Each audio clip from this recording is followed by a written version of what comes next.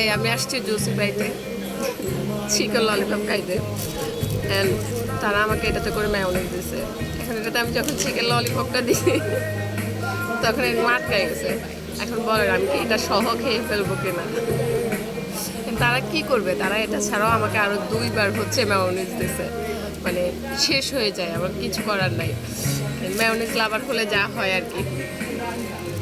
এখন আমি এটা বের করছি, এভাবে বের করে খাই। বের করা গেছে।